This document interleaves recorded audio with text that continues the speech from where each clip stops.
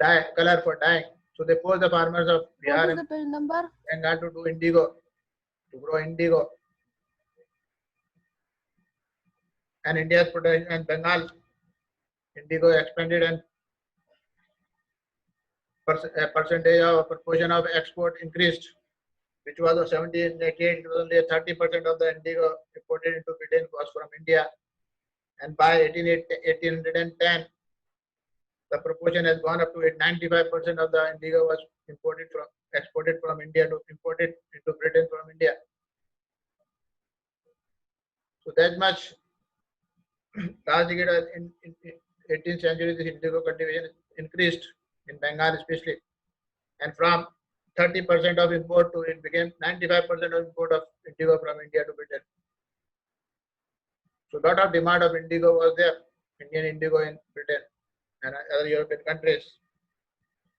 And as the indigo cultivation increased, lot of demand started. So many of the officers in British government left their job and invested the money in indigo so that they can earn more and more profit. So Scotsmen, Englishmen who came as a planter, and those who don't have the money to produce indigo took the loan from British government or from the bank and started producing indigo so that they can earn more profit, more money, which they will not be able to earn in the government service. Now there are two methods of growing indigo. One was the niche cultivation, other was royalty system. Two systems were there, niche and royalty. The question can be asked, what is the difference, or how was the indigo cultivation? What is the difference between niche cultivation and royalty system? Now in the niche system, the planters produce indigo in land that he directly controlled. In the niche cultivation, those farmers who have the direct control over the land, they are not working on others' land. They have their own land. They were doing the cultivation. Either he has bought that land or land has been taken on rent from the zamindars. And they were producing themselves indigo directly by employing or hiring the hired workers or laborers.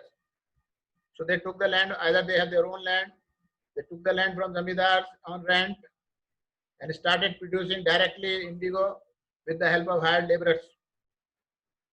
So they were doing the niche cultivation directly, they were controlling. But in the Royat Wari system, it was totally different from that. But when the niche cultivation was going on, the farmers were not able to increase their production or area under the niche cultivation because whatever land they were having, they have to do that on that only. So they cannot expand the land for more cultivation of indigo. Whatever land they were having, they have to grow the indigo there only. So the one problem in niche cultivation was that whatever land they were having, they have to grow there only. They cannot expand. If they want to try to grow more indigo on more land, they cannot do under niche cultivation. Because the indigo was cultivated only on the fertile land. And these lands were already in the densely populated area, so they cannot increase the land. Whatever land was available, they have to grow in that only because the lands were in densely populated areas. So you cannot expand the land because no land is there except what they were having. So it was very difficult to expand the cultivation of. So only small plots were there scattered all over the place, which can be acquired and grow the cultivation production. But planters needed a large areas in compared to cultivate indigo and plantation because producing a small amount of indigo was not profitable. So they needed a plantation, a big land to produce. From where they will get this land? कोई land कहाँ मिलेगा because they were living in the congested area. So only small part of lands were there. That too scattered. One land is there, one land other place, one land other places. You cannot do the plantation. You cannot join all the lands together. So it was a problem. So question arises where they will get this type of land. Where large land piece was there, so they can do the plantation. So they tried to land the land to the indigo factories and take out the peasants from there, evicted them, removed them from those areas. But there was conflict and tension among them. You cannot remove the peasants. You say, okay, I am taking your land, you go away now. It cannot be taken because a lot of fighting and tension and confusion will be there. The new method came was known as, and labor was also not easy to mobilize. You cannot bring more labor into that because only small land you cannot bring labor to work that, otherwise it will be a loss. Because the plantation required a number of hands to operate those indigo plantation. And the labor was needed precisely at the time when peasants were cultivating rice cultivation. The one problem was that whenever they need the workers for the indigo plantation, at the same time these laborers were busy in rice cultivation. So they were not ready to come to the indigo plantation because they were already working in the rice. They have, at the same time when the indigo was grown, at the same time rice was also grown. So they were busy in rice cultivation, so no labor was available for indigo. So that was also the problem. How to get the labor at that time when they are already busy in rice cultivation? If they are rice, no one will come. Then in each cultivation over large area required a number of plows and bullocks. They said in 1 bighah of indigo cultivation required 2 plows. If you are doing a farming in 1 bighah, you need 2 plows to do that. This means that planter with a 1000 bighah of land needed 2000 plows. If a person is having 1000 bighah land, he needs 2000 plows to do that, to do the plantation there, indigo. From where he will get the 2000 because money is not there. Because it was a very big problem purchasing the plows and then implementing that need money. They don't have the money to do that, to buy 2000 plows because income was not there. And supplies were also not there. If they want to take on rent, they cannot take on rent also because supply was not there because they were already busy in rice fields. Those plows and bullocks were busy in rice fields. So they will not get on rent also. They cannot purchase because it is very costly. The money was not there to purchase them. If you want to rent them, then also they will not get because they were busy in rice cultivation. No one will give them the plots to do the indigo plantation because they are busy in rice only. So that was the problem because exactly at the same time rice cultivation was also going on, and rice was important because it is a food crop. People eat that,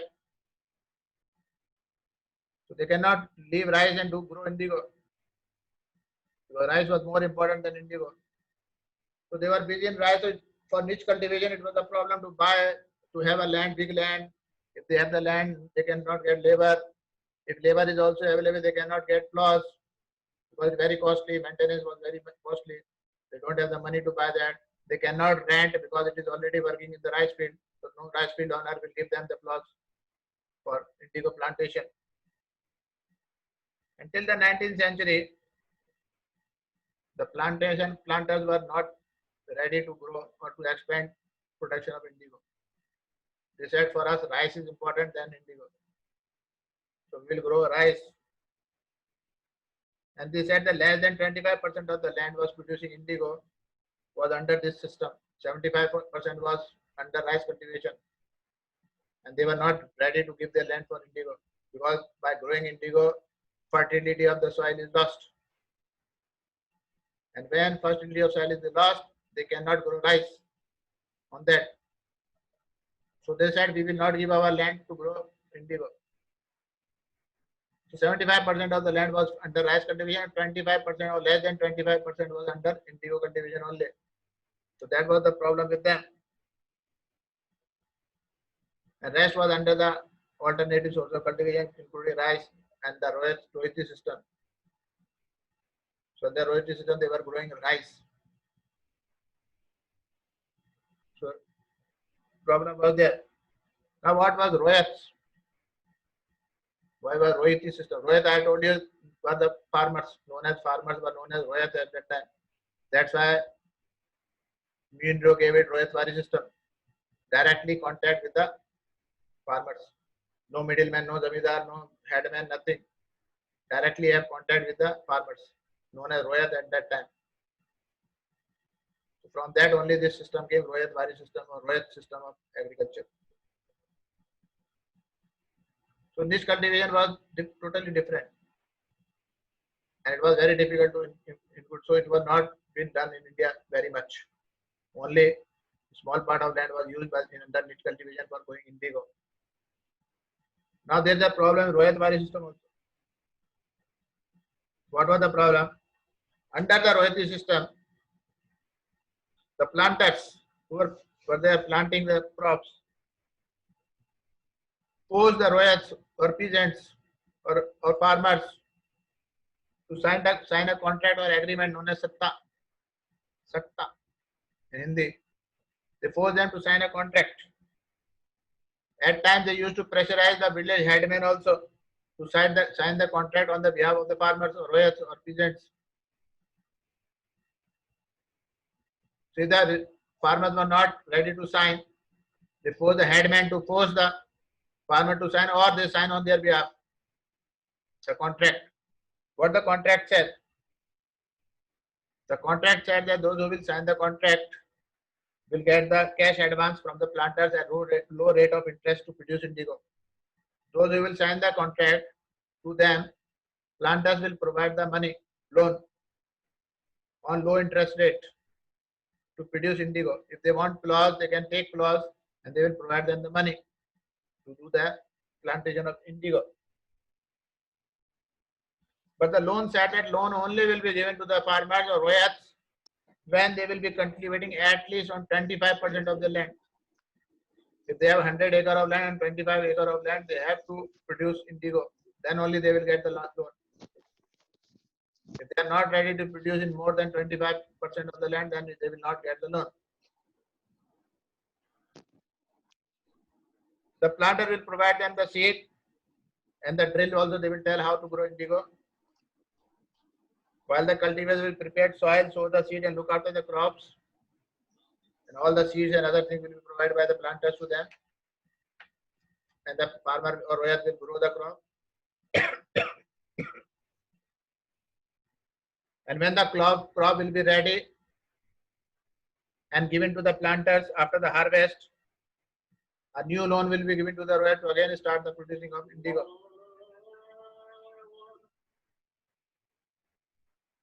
So what happened? In the starting, if anyone comes to you and said, I will give you the loan on low interest of rate, I will provide you the seed, I will provide you everything, I will provide you the market of the product, please do that. What will say, yes, okay, oh, he is coming and giving us the loan and providing you all those things. Why should we not grow? And that too at low interest rate.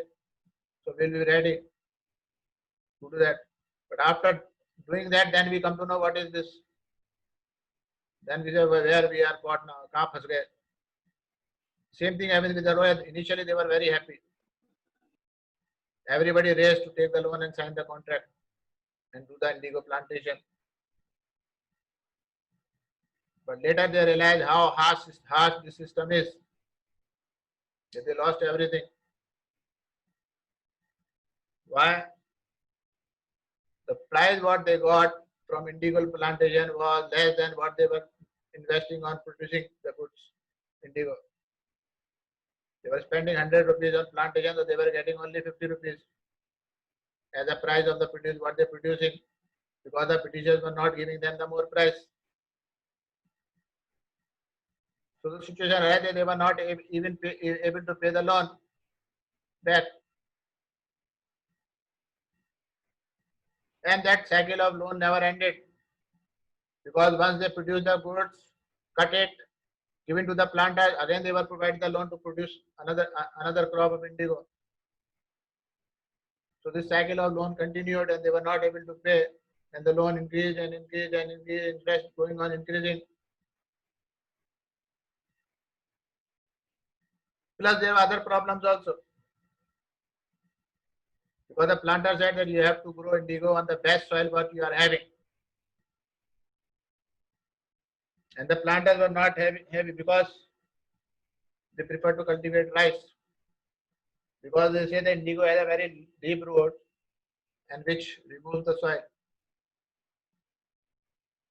which makes the soil infertile. So after indigo harvest, they cannot grow rice. So the farmers were reluctant to grow in more than 25% of land indigo, because they did not want to lose their soil, so that they cannot grow rice also, which were profitable to them in spite of indigo. As a result, farmer left their land and ran away. because they were not able to pay the loan. So they said it is better to leave their own land and run away. So the land was deserted. They ran away. They said, no need, no, we don't want to go Indigo now. Thank you very much. But because they have taken the loan, they have to pay the loan interest. So naturally, their land was taken by the planters. They said, you don't want to grow. Thank you very much. Pay the loan. The loan has become so much that they cannot pay. So as a result, their land was taken by the planters. Okay, if you don't pay the loan, give your land now. So instead of Hello, sir. Good morning. suffering all this, they ran away. They said, okay, thank you very much. We are not doing the farming. And they rebelled. They said, nothing, we will not grow plantation now. Thank you very much. And rebellion started, which is known as Blue Rebellion. The farmers of Rohit started revolt. They said, we will not grow indigo at any cost. Whatever will be the cost, we will not do. The Britisher cannot force us to grow indigo. So in 1859, Bengal Royals refused to grow indigo. They said, we will not grow at any cost. Whatever you do, we will not do. Sir, which book? History. Okay. As the rebellion spread in different parts of the Bengal, the farmers or peasants say that they will not pay the loan now to the planters, neither the rent nor the loan, and they attacked their factories with arms, with sword and spears, bows and arrows. Women also came up with their thali and pots and pan and kitchen utensils to fight the planters. So that was a beautiful thing, a comedy thing, that women on the road with their all utensils, pot and pans, and fighting the planters, fighting with planters. And those who were working with the planter, they were boycotted, social boycott. No one will talk with them, no one will work with them, no one will have a relation with them.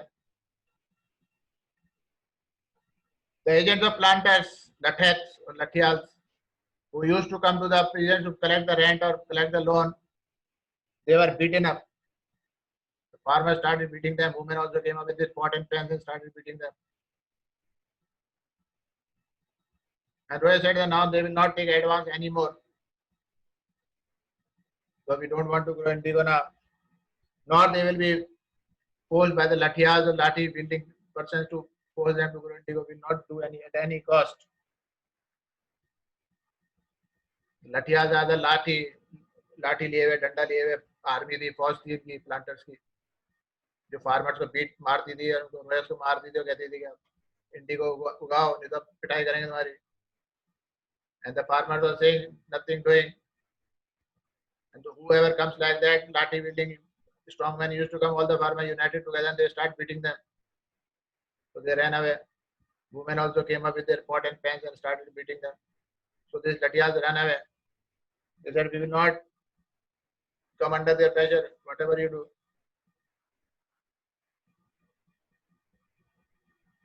So what was the reason why they repressed? Because they were oppressed for so many years, so they rebelled. They said, okay, now time has come. Why should we lose our land? For the British, we are spending the money, but we are not getting the price. Why to do the hard work? And in rice, they are getting more price. Why they make their land infertile by growing indigo? We are not giving them the money. So they said we should not be fall in the prey of British. That by providing the loan, they are taking us as bonded labor. In 1859, Royals felt that Zamindar will also support them, and village headmen will also support them in their rebellion. In many villages, headmen was forced to sign the contract and mobilize the indigo peasants and fought pitch battles with the lathials. So in many villages, the village headman was pressurized to sign the contract.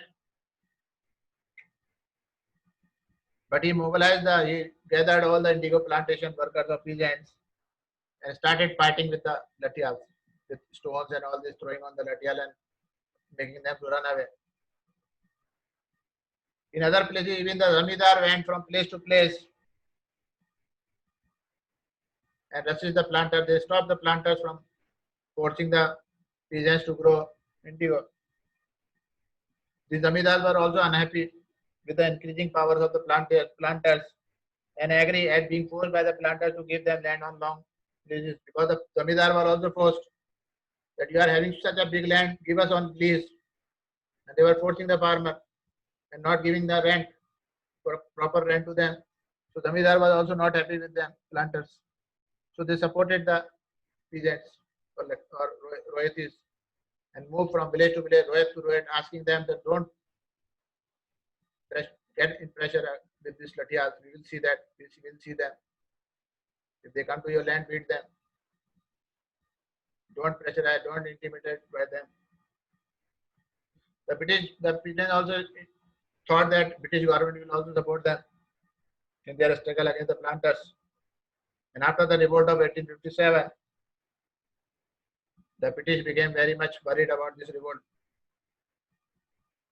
And when this news of revolt went to the districts, came to the districts, then the lieutenant governor went to the region, toured the region in winter season of 1859. The Royals saw this tour as a sign of government sympathy for their plight.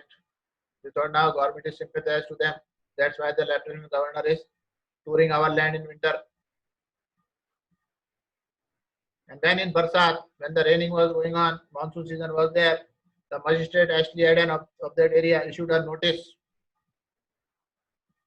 stating that Rohit cannot be forced to grow indigo at any cost by the planters. This word went to the Queen Victoria in England,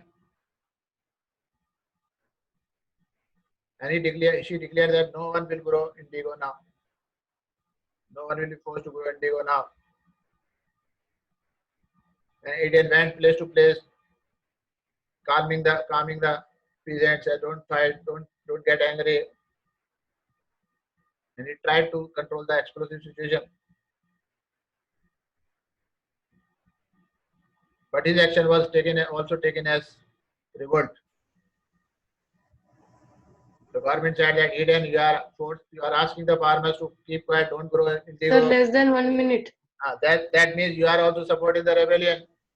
So Ashley Eden was taken also that you are also supporting the rebellion by asking the farmer not to grow indigo. So Ashley Eden was also in trouble. As the rebellion is spread, intellectuals from Calcutta. Intellectual means learned persons, writers, poets, lawyers, academicians, teachers, professors. They rushed to the Indigo district where the Indigo rebellion was going on. And they wrote about the misery of the royals, tyranny of the planters, and horrors of the Indigo system to the British government. That is what is going on there. How they are harassed, what is the condition of the royals, what the planters are doing with them.